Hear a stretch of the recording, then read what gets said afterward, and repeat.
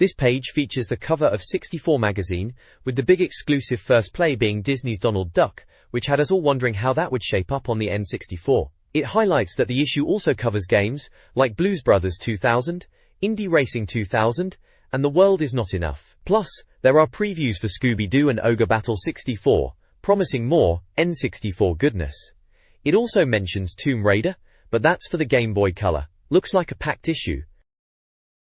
This page features a big double-page advert. On the left, gameplay is promoting pre-orders for Turok 3, Shadow of Oblivion, showing some character art and shots from the game. The right side is a large offer from Special Reserve, giving away Turok, Rage Wars for free if you join their club, highlighting its multiplayer deathmatch and a solid review score. They also list other N64 games and hardware for sale. This page features the editorial section, introducing the team behind the magazine Roy, Nikki, Mike and Nick, and what they've been up to, including playing games like Perfect Dark and Taz Express on the N64. The left side is a large ad for the Explorer 64 cheat cartridge, promoting ways to unlock game secrets and power-ups. You can also see Mario and Banjo-Kazooie alongside the team introductions. This page is the contents, showing off some of the big features this issue. There's a big spread on the Donald Duck game, looking at bringing the grumpy old duck to the N64. Also featured is the Blues Brothers 2000 game, which was a proper musical mayhem. Looks like they've got articles on Indy Racing 2000, the Scooby-Doo game, and a feature about the Perfect Dark launch party. And of course, The World Is Not Enough, the Bond game from Electronic Arts, gets a look in too. There's even an article about a paintball showdown called Rumble in the Jungle. This page kicks off the 64 showcase, bringing us the latest news and gossip. It touches on the release date shakeup in America, with some N64 titles shifting around, including Banjo-Tooie and Majora's Mask, interestingly dropping the same day the PlayStation 2 launched over there. There's also some speculation about mysterious new peripherals that could plug into the N64. We hear about Infogrames snapping up Paradigm, who were responsible for great N64 races like Pilotwings 64 and Beetle Adventure Racing, meaning we could see their expertise applied to future games. Big news from Nintendo's boss, Yamauchi, confirming his retirement, marking the end of a massive era as the N64 and Game Boy Advance run their course before the next generation arrives. Pokémon still going gangbusters, dominating sales. On the flip side, it sounds like getting your hands on Tony Hawk skateboarding is getting tough due to stock selling out everywhere, a testament to how popular that game was. Ridge Racer 64, a cracking arcade racer we got over here, apparently hasn't even seen the light of day in Japan, which seems a bit odd. Naturally, there's talk about Nintendo's upcoming console, the Dolphin. Rumors suggest it could use mini-discs for storage, might have internet capabilities, and critically, that the development time for the new Zelda game has been halved, which is exciting. Finally, there's a hint about Rare possibly working on another Perfect Dark project. This page gives us the Game Watch section, our comprehensive look ahead at upcoming N64 releases, with their expected dates for the autumn and beyond. It features screenshots of some really big hitters we were all eager for, including the highly anticipated sequel Banjo-Tooie, the rather cheeky Conker's Bad Fur Day, and the follow-up to Ocarina of Time, Zelda, Majora's Mask. We also get a glimpse of games like Hercules, Resident Evil 0, which was originally intended for N64 before finding a home elsewhere, and the intriguing Dinosaur Planet, which would later morph into Star Fox Adventures. The page also includes the magazine's top 10 ranked games list based on their scores, giving you an idea of the best games out right now. There's also a competition offering VIP tickets to the Disney Channel Kids Awards event. This page features the Reader's Letters section, giving us a glimpse into what gamers were thinking and talking about at the time. People are writing in to share their opinions on recent releases and various aspects of the N64 scene. Several letters focus heavily on Rare's Perfect Dark, with one reader concerned about its age rating and political commentary, while another surprisingly found it disappointing compared to GoldenEye. The magazine's staff respond, defending Perfect Dark as potentially the best game on the console. There's a letter from a former PlayStation owner who's become a convert to the N64, mentioning games like Pokémon Stadium and GoldenEye, and reflecting on the console's lifespan and heritage, even referencing the old Zap 64 magazine. This letter wins the Star Prize, which is a lorry load of N64 peripherals. Another letter takes a rather sarcastic swipe at the PlayStation, highlighting its perceived flaws, while rattling off a list of N64 classics like Mario 64, ISS 64, Diddy Kong Racing, Zelda and GoldenEye. Curiously, it mentions Tomb Raider in the context of the PlayStation, The responses here are quite sharp. Finally, a reader expresses their exasperation with the sheer volume of Pokémon games and merchandise that were everywhere back then. The page includes images of Joanna Dark, a screenshot from Perfect Dark, Yoshi, an N64 console with its controller, the Star Prize bundle of N64 peripherals, a PlayStation console with a big cross over it, Lara Croft, and Pikachu, all linked to the letters being discussed. This page carries on with the reader's letters, still a key part of the magazine. There's a chap asking about the upcoming Zelda game, and wondering if we'd ever see Samus Aran make the leap to the N64 after the SNES success of Super Metroid. The magazine staff confirm the new Zelda's on the way, and reckon a Metroid game could happen, maybe even for the Dolphin console down the line, which is interesting to hear them speculate on. You can see link from that new Zelda game on the page too. The big topic still seems to be Perfect Dark, with another letter picking up the discussion from the previous page. This reader is having a go at a reviewer from a newspaper who apparently didn't give the game a fair shake, suggesting they hadn't played enough of it. He argues that Perfect Dark is a fantastic game, deserving of all the praise it got from most places, even if it might start a bit slow. There's a good shot of Joanna Dark there, looking formidable as ever, alongside the newspaper clipping that sparked the debate. It's clear Perfect Dark was a bit of a talking point back then. Most of the rest of the page is taken up by a big advert for a phone cheat line, covering all sorts of systems beyond the N64, so not much to dwell on there. This page gives us a good look at Scooby-Doo, classic creep capers coming to the N64, published by THQ and developed by Terraglyph, looking like a November release. It's great to see the gang heading to the console, and the preview highlights that the game is built on the original cartoon series, even featuring voice actors from the classic show and familiar sound effects, which is a massive win for authenticity. They make a point of mentioning that infamous Scrappy-Doo isn't included, which was something a lot of longtime fans appreciated back then. The game lets you play through some classic episodes, naming What a Night for a Night, That's Snow Ghost, and A Tiki Scare Is No Fair. You'll be controlling Scooby and Shaggy, tackling puzzles, setting traps, and of course, hoovering up Scooby snacks. The screenshots show the gang exploring spooky mansions and museums, and facing off against classic villains like the Black Knight. It really looks like they've tried to capture the feel of the cartoon. The magazine reckons this one's going to bring a lot of smiles, and they'll cover it in more detail later. This page gives us a good look at Ogre Battle 64, Person of Lordly Caliber. It's described as a bizarre hybrid of RPG and war simulation, following on from the SNES titles. You play as Magnus Gallant caught up in a revolution, commanding a huge army. The game lets you control loads of units, up to 94 characters and 200 soldiers, though battles happen with smaller 5-character units. You position yourself before the fight. A big part of the strategy is how you link characters together for combined attacks. There are over 30 different unit classes, both human and monster, and you can equip them as you see fit. Movement on the world map is handled by clicking on units, and battles are real-time. The preview mentions the graphics have a cutesy cartoon style, but the magic effects are particularly impressive. It sounds like there's a lot to get stuck into with over 43 scenarios. Quest is developing this one, and Brackless is publishing, with the UK release still set as TBA at this point. On the side there's a big advert for DVD Review magazine. This page features previews for 2 completely different N64 games. First up is WWF No Mercy, which follows on from WrestleMania 2000. This one's bringing updated graphics, new venues, and a load of wrestlers, including new faces like Taka Michinoku and the Dudley Boys. There are new modes too, like the ladder match, and apparently you can even use the transfer pack to link up with the Game Boy game for extra goodies. Then there's Pokemon Puzzle League. This is a Tetris-style puzzler, where you match colored blocks. It features both 2D and 3D modes, and has various gameplay options, including a story mode where you take on trainers and multiplayer battles. It looks like you'll see plenty of familiar Pokemon faces popping up too. This page is all about Donald Duck, Quack Attack, the new Ubisoft game. It's a 3D platformer where you play as Donald, trying to save Daisy from the evil wizard Murloc. You're up against Donald's cousin Gladstone, who also fancies himself the hero. The feature highlights that, like Duck Dodgers, this game uses a cartoon style that fits the Disney universe perfectly. A big point is that it's built on the Rayman 2 engine, which really shows in the graphics, even in this early version. The gameplay mixes different views, sometimes a 3D landscape, sometimes a classic sideways scroll. They mention some levels have you running away from an enemy, like the Stampede levels in Tarzan. It seems the path is pretty linear, focusing more on skill than exploring everywhere, The screenshots show Donald jumping over lava, platforming, and shots from cutscenes featuring Daisy, Murloc, Gladstone, and even the Beagle Boys driving a car. It looks like a solid, platforming adventure.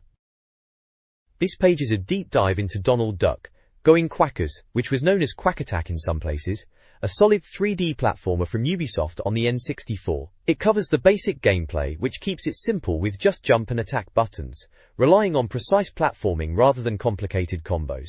You've got 24 levels across 5 distinct worlds, culminating in boss stages. A key element they mention is collecting items, specifically finding a spellbook that then gives you a short window to grab hidden toys.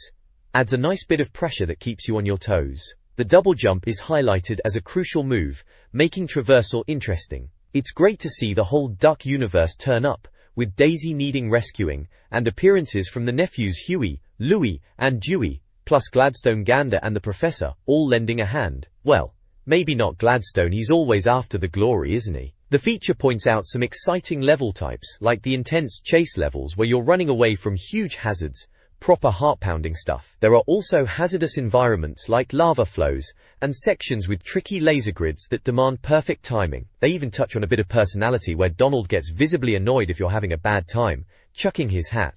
Classic Donald. Overall, it looks like a fun, accessible platformer that stays true to the character. Definitely one for platforming fans. The next page continues to look at Donald Duck, Going Quackers, touching on some interesting points about the game's development. It notes that this early version didn't have proper voice acting, instead using a peculiar Canadian accent for all the dialogue, which is a bit odd but apparently doesn't detract too much. It also highlights a unique mechanic where Donald's mood and attack abilities change if he gets hurt. He throws a tantrum and switches up his moves, eventually just turning into a cloud of dust with flailing limbs, and his classic swearing if he's really struggling. It's great to see that character detail influence the gameplay. The article mentions it runs on a souped UP version of the Rayman 2 engine, which is a good sign as that was a visually impressive game. The feature also details the three-way action, explaining that the levels mix between classic side-scrolling, running into the screen, and dramatic sections where Donald is running away from something large coming out of the screen. Sounds like they really mixed up the gameplay viewpoints to keep things fresh. This page also includes a full-page advert for South Park Rally, showing Cartman, Stan, Kyle, and Kenny in karts, promising hella cool racing action with insane vehicles and custom sound effects across different platforms including the N64. This page dives into the upcoming James Bond game, The World Is Not Enough, for the N64. It's a first-person shooter, following in the footsteps of GoldenEye. The feature highlights that Euro.com is handling the development, and they're packing it onto a substantial 256 megabit cartridge, the same size as Rare's massive Perfect Dark, which is quite something and suggests a lot of game is in there. It seems they've been working hard to make the most of the N64's power, improving on the PlayStation and PC versions. A big draw is the inclusion of characters directly from the film, like Bull, Christmas Jones, Electra King, EM, and Valentin Zukovsky, each with their own descriptions here, promising to make the world feel more authentic. The screenshots show classic Bond gameplay, looking good with various environments and gadgets like night vision making an appearance. The film reel images at the bottom connect it nicely back to the movie source material. The World Is Not Enough on N64 is a complete engine rewrite, building upon GoldenEye's foundation with distinct mission objectives across approximately 10 levels. The game promises a wide array of gadgets and weapons, featuring over 40 items including iconic Bond tools and weaponry. Multiplayer returns, allowing players to compete as various Bond characters. The main game adapts the film's story across 15 levels, with additional N64 exclusive stages, puzzles integrated into the plot, realism-focused sound effects, and voice acting enhance the experience. Developed by EA and Euro.com, the game aims to capture the N64 Bond crown. The text also includes interesting trivia about the film, like the title's origin and filming locations. Screenshots showcase gameplay moments, including combat, skiing, and gadget usage. The next page features a report on the UK launch event for Rare's masterpiece, Perfect Dark. It covers the 64 magazine team's journey to the party in London, highlighting their expectations for what was considered a massive N64 release. The article details their experience at the event, showing photos of the venue, the snacks available, and attendees. There's also a prominent image of the game's protagonist, Joanna Dark, and some smaller screenshots depicting gameplay. A separate, humorous photo story section titled The Escape Attempt follows the journalists' comical attempts to escape the party venue, complete with speech bubbles over photos of them interacting with staff and security. It gives a feel for the atmosphere of the launch and the anticipation surrounding Perfect Dark's release.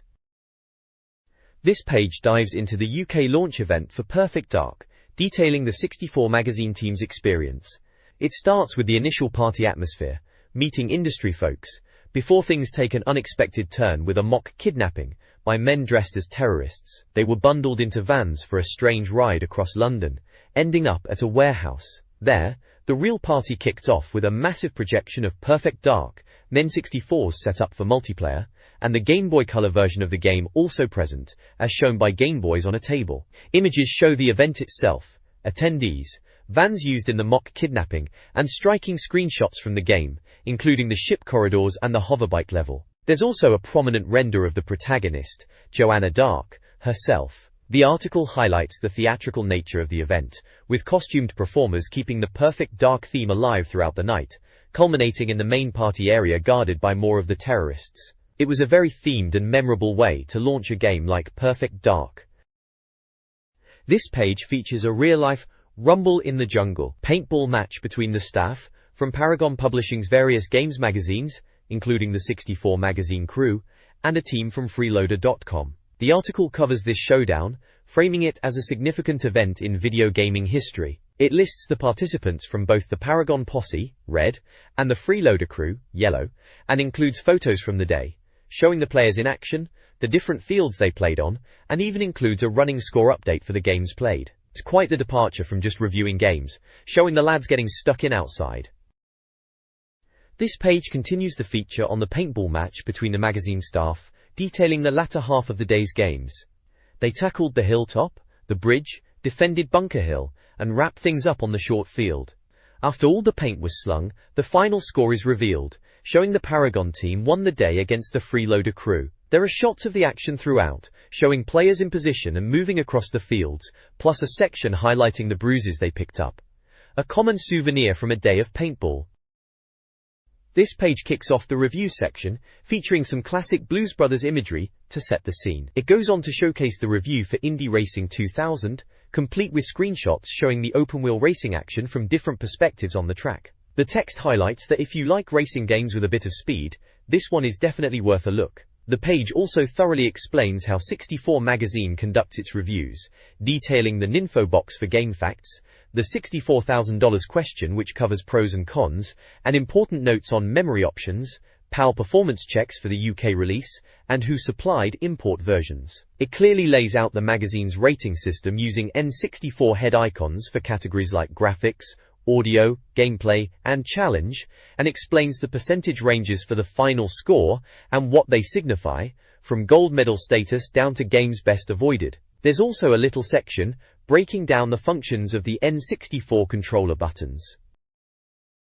This page dives right into another review, this time covering Blues Brothers 2000. You've got that iconic image of Elwood right there in the foreground, looking ready for action. The page features several screenshots showing the game in action, depicting Elwood running through prison environments, dealing with enemies, and even a classic police chase scene. The review text gets straight into it, acknowledging the game is based on the second movie, and stating it's considered better than the film itself. It explains the game is a 3D platformer where you play as Elwood, on a mission to reform the band. The gameplay involves getting around the levels, fighting enemies, and interacting with other characters. You can see screenshots demonstrating various moves like running, jumping, and combat. The familiar Ninfo box is present, giving the basic game details, and the $64,000 question section covers the game's highlights and any drawbacks, following the format explained on the previous page. There are also sections detailing the plot setup and aspects of the gameplay, touching on the goal of tracking down band members. It looks like a pretty standard platforming adventure for the N64 era, capturing some of that Blues Brothers energy in game form. This page continues the review of Blues Brothers 2000. It delves deeper into the gameplay and level design, mentioning different themed worlds like Chicago and the prison yard. The review highlights the variety of tasks beyond just platforming, involving puzzles like activating a traffic light or navigating searchlights, and collecting items to progress. It touches on the humor and comical characters, and notes that while the early levels might feel a bit linear, the game opens up with more variety as you play. The overall verdict is that it's an enjoyable game, offering a decent mix of activities, including simple puzzles and even dance challenges. The multiplayer mode is briefly discussed as a rhythm-based affair, but is noted as feeling like a bit of an afterthought. Screenshots scattered across the page show scenes from different levels, including street chases, indoor areas, and character interactions, giving a good visual sense of the game's environments and character models. The review acknowledges the variety as both a strong point and sometimes a failing, suggesting the programmers experimented quite a bit.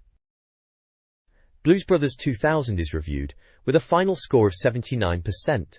While controls are responsive, occasional delays can frustrate. The difficulty may be high for some.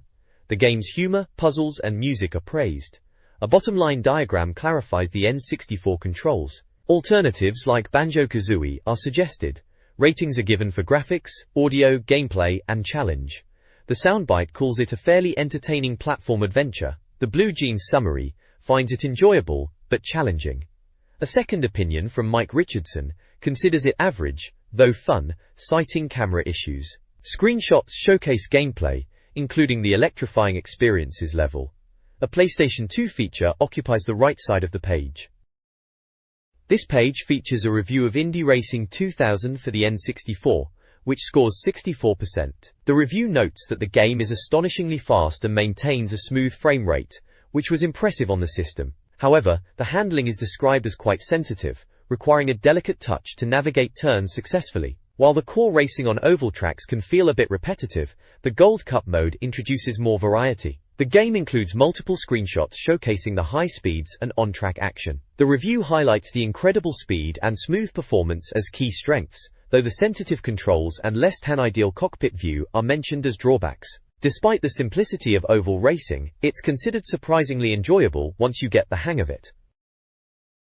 The next page continues the Indie Racing 2000 review, focusing on the Gold Cup mode, which sounds like the real gem here. It's where you start in slower karts and work your way up to the faster Indy cars, which is a great way to learn the ropes as the speed gradually increases. The review highlights the slipstreaming effect, which is crucial for getting an edge, showing off the draft meter on the screen. Graphically, it mentions the draw distance and crispness are good, with notable environmental details like an impressive waterfall, but the cars themselves are described as a bit bland and don't quite feel like they're part of the scenery. The screenshots show the variety of cars you race, from the smaller midgets and sprint cars, up to the sleek Formula and Indy races, giving a good visual progression. Handling gets another mention, particularly in the Days of Thunder section, noting how common crashes are and the controls can be twitchy, often leading to pileups. Interestingly, there's no disqualification system mentioned, so you can apparently drive quite aggressively. It also notes the lack of a track map on screen, which is a bit odd for a racing game, even with simple tracks. Overall, it seems the Gold Cup progression and the sheer speed are the main draws, despite some rough edges in presentation and handling.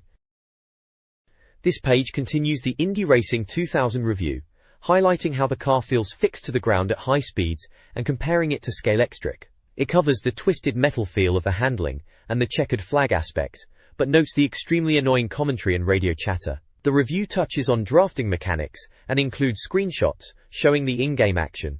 A second opinion gives the game a solid 79% overall, praising it as a fun, quick game despite the championship mode sometimes being boring, with the variety of cars and tracks being a definite draw for racing fans. The page also introduces a new section dedicated to Game Boy Color, featuring content from their sister magazine, showing off characters like Lara Croft and Croc along with GBC screenshots and listing games reviewed in this section, such as Tomb Raider and Rayman. It explains the GBC scoring system and promotes their dedicated GBC magazine. This page continues the new Game Boy Color section we touched upon last issue. There's news about Turok 3, Shadow of Oblivion heading to the handheld, along with chatter about Rayman making the jump to the GBC and the upcoming Game Boy Advance, mentioning Rayman Tribes and Rayman Online. Also, Kirby's Tilt and Tumble is highlighted, showing off its rather unique tilt-sensing cartridge. We've got a couple of competitions running here too, with the chance to win some Infogrames bundles featuring Duck Dodgers stuff and Game Boy Color games, and also some Joytech accessory packs. The main event though is the review for Tomb Raider on the Game Boy Color. It's a 2D platformer this time, rather than the usual 3D, but don't let that fool you. They've absolutely nailed the feel of Tomb Raider, with Lara exploring tombs, solving puzzles, and battling bats, skeletons, and giant snakes, just like she should be. The review says it's the best game you can get for the handheld, period. The graphics are called fantastic, and Lara handles brilliantly. It's given a stonking overall score of 97%, which is immense for a handheld title, and is truly deserving of the title, the ultimate Game Boy Color platformer. It's great to see Lara making a big splash on the Game Boy scene. This page continues our look at the latest Game Boy Color releases. We've got a review for Croc, which sees the popular PlayStation character jumping onto the handheld. It's a side-scrolling platformer, where you play as Croc, rescuing the Gobobos. The game itself is pretty straightforward, mostly just running left to right, though there are some bonus games if you collect the letters. It's described as being quite fast-paced, but the controls can be a bit overly responsive, leading to some frustration. The graphics are okay, and you see Croc navigating levels, riding a minecart, and even grabbing a balloon to find hidden areas, plus a bonus tile matching game. Overall, it's considered a below-average platformer, scoring 68%. Right next to it, we're looking at wacky races for the Game Boy Color. This one brings the classic Hanna-Barbera cartoon to life, featuring characters like Dick Dastardly and Muttley in a kart-style racer. The review mentions it captures the feel of the show well, with plenty of tracks and cars. It's got a good number of options with 36 tracks and 8 different cars across 4 game modes. The gameplay is described as addictive, although the GBC's limitations mean only 2 cars are on screen at once. It can also be a bit too easy and finished quickly, but it's called a fairly decent racing game overall, earning a 79%. The screenshots show the various characters and their unique vehicles racing across snowy, desert, and town-like environments. The next page continues with Game Boy Color reviews. First up is Tafaika, Touring Car Championship, which is a racing game that takes a classic isometric perspective rather than the usual behind-the-car view. The handling is described as excellent, very smooth and realistic for the system, and you can really slide the car around corners. There are 9 official tracks and 8 cars on the grid, which is quite a feat for the handheld, and the graphics include nice touches like rain effects, dust clouds and skid marks. It sounds like a cracking driving experience, though it doesn't support link cable play for multiplayer. Next we have Rayman, the platforming hero known for his detached limbs. On the Game Boy Color, it's a 2D platformer, with plenty of puzzles and stages across 5 worlds. Rayman retains his signature moves like swinging and using his ears to glide. The game is praised for its impressive presentation, with vibrant colors and smooth animation, featuring detailed backgrounds and little touches like butterflies. There's even a neat feature where you can use a Ubi key from another Ubisoft game like Hype, the Time Quest, via the infrared port to unlock something hidden. The only slight niggle is that some jumps can be a bit tricky to judge. Overall, it sounds like a solid platformer that holds up well on the handheld. This page kicks off with the review of Hype, the Time Quest. It's a rather unique one, being a platform and adventure game based on those Playmobil figures. The game mixes things up, having you explore larger maps from a top-down perspective, talking to folk and the like, before diving into specific side-scrolling levels for the bulk of the platforming action. The text mentions the YubiKey system, which was a neat little cross-game feature Ubisoft tried back then, tying into what was mentioned on the previous page about Rayman. It seems the platform sections are where the real fun is, with the adventure parts acting more as links between levels. The review highlights the levels get more complex and challenging, and the screenshots show both the top-down view and the side-scrolling action. Overall, it seems like a solid, fun experience, landing an impressive 89%. The rest of the page is filled with various adverts, including details for ordering games from GameStar, and some chatline services. This page offers cheat codes and tips for various N64 games. StarCraft 64 includes a building speed tip. Forsaken features codes for invincibility, freezing enemies, gore mode, and more. Winback unlocks multiplayer characters and modes, plus weapon and aiming tricks. Destruction Derby 64 reveals bonus tracks and vehicles. Majora's Mask focuses on using the ocarina for time manipulation. F1 World Grand Prix enables challenges and cheats via driver names, including infinite acceleration and track shortcuts. Perfect Dark provides GoldenEye weapon access by earning gold medals. Mario Golf speeds up animations, allows hole replays, and unlocks a hidden course and characters like Donkey Kong. This Cheat Central feature provides numerous game cheats for the N64. Highlights include invisibility in GoldenEye multiplayer, mission unlocks for Command & Conquer, and track/car unlocks for Revolt. Other games with cheat codes featured are Mace, The Dark Age, costumes, stages, characters, Beetle Adventure Racing, Buck Bumble, Unlimited Locks, Buck Bumble, Unlimited Resources, Ben Gorrington Nolsa Hacks, Ben Gorrington Nolsa Hasms, Unlock Squadron, Invincibility Unlocks, Mario Golf, Ben Gorrington Nolsa Hazen Woks, Star Wars Episode Unlocks, and WrestleMania 2000, Character Unlocks.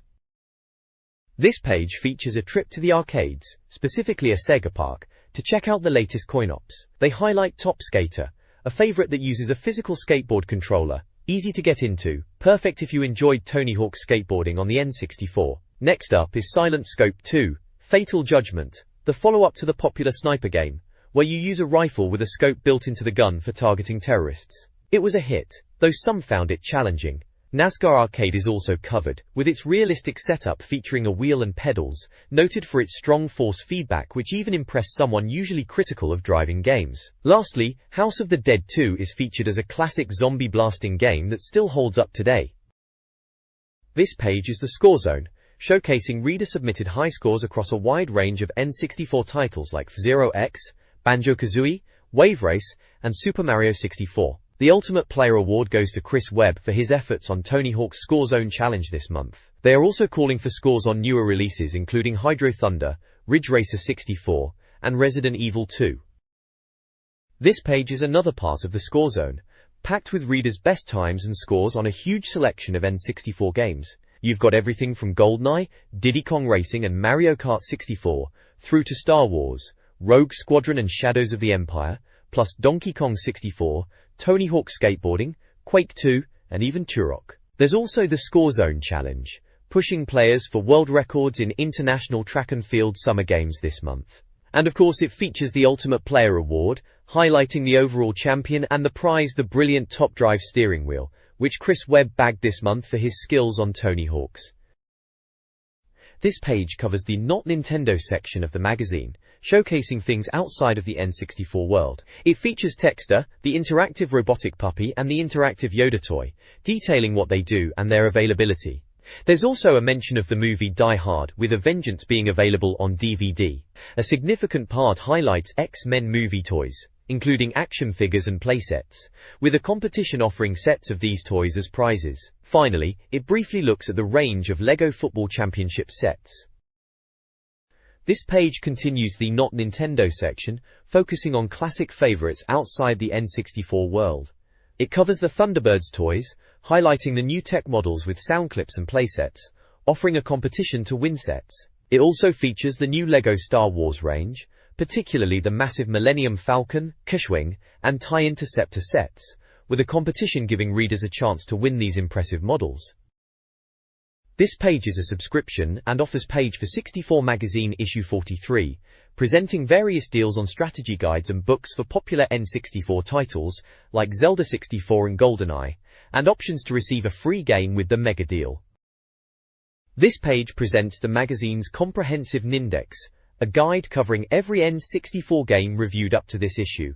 It features a large image of Charizard from Pokémon. The main part is a table listing games with details like company, player count, accessory support, controller pack, rumble pack, expansion pack, UK availability, the issue they were reviewed in, their score, and a brief comment. There's a key explaining the symbols and terms used, and definitions for different game genres. A prominent Our Top 10 list is featured on the right, showing screenshots for games like Perfect Dark, StarCraft 64, GoldenEye, Zelda, Worms, Ridge Racer 64, Tony Hawk's Pro Skater, International Superstar Soccer 98, Rainbow Six, and Track and Field, highlighting the top-rated titles at the time. The text explains the Nindex is updated monthly to help compare new and old releases.